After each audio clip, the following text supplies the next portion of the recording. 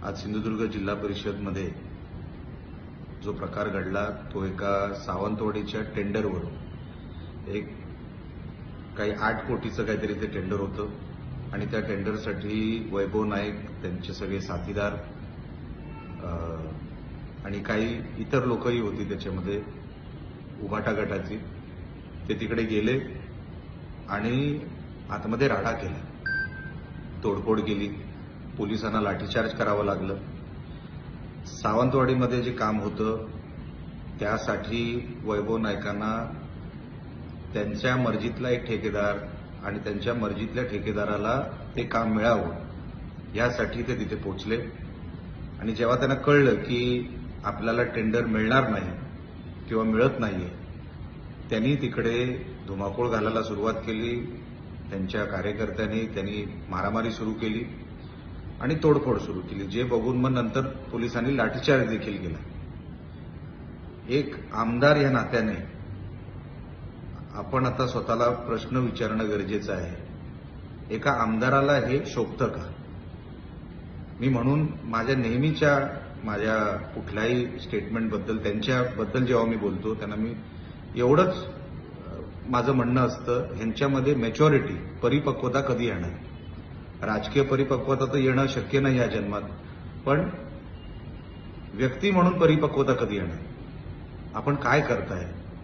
एका टेंडरसाठी जे आम्ही सातत्याने म्हणत होतो, त्यांचं उदरनिर्वाहाचं साधन वैभव नाईक आणि कुटुंबाचं हे फक्त जिल्ह्यातले टेंडर आहेत। इतरांना टेंडर मिळत आहेत किंवा त्यांना मिळतील या भीतीपोटी ते आपल्याला मिळणार नाहीत म्हणून मारामारी करायची, राडा करायचा आणि समोरच्या इतर जे काही स्पर्धक असतील, इतर जे काही ठेकेदार असतील त्यांच्या मनामध्ये भीती तयार करायची की जर आम्हाला मिळालं नाही टेंडर तर आम्ही तुम्हालाही मिळू देणार नाही।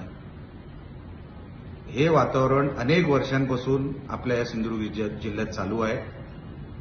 आपल्याला म्हणून चांगले रस्ते मिळत नाही, हे जे ठरवणार तेच रस्ते होणार, हे ठरवणार त्यांनाच ठेके मिळणार आणि अशा या चौकटीमध्ये कचाट्यामध्ये आपला हा जिल्हा अडकलाय अनेक वर्षांपासून। यांचं उदरनिर्वाहाचं साधनच रस्ते आणि डांबर आणि या सगळ्या गोष्टी ज्या लगतच्या आहेत या व्यवसायासाठी, क्रशर असतील, खडी असतील, हॉट मिक्स वगैरे वगैरे, ह्यांचं अख्खं जे काय आयुष्य आहे, ज्यांचा पुरा दिवस फक्त या ठेक्याच्या अवतीभोवती जातो। आमदारकी कशाला हवी? कारण का मग ठेके मिळतील, ठेक्यावर उदरनिर्वाह, त्याच्यावरती राजकारण आणि बदनाम करायचं इतरांना। हे डाव आता लोकांनी ओळखलेले आहेत आणि लवकरच वैभव नाईक तुम्हाला योग्य ती जागा लोकच दाखवतील आणि तुम्हाला या जिल्ह्यामध्ये एक साधं ठेका देखील मिळणार नाही याची काळजी देखील लोक घेतील। कारण का या वृत्तीची लोक जे दुसऱ्यांवर दहशतवादीचा आरोप करतात, आज स्वतः तुम्ही काय करताय, कशासाठी करताय? स्वतःचा उदरनिर्वाह तयार करण्यासाठी, स्वतःचं बँक बॅलन्स तयार करण्यासाठी, हे कुठल्याही पक्षासाठी राडा नव्हता।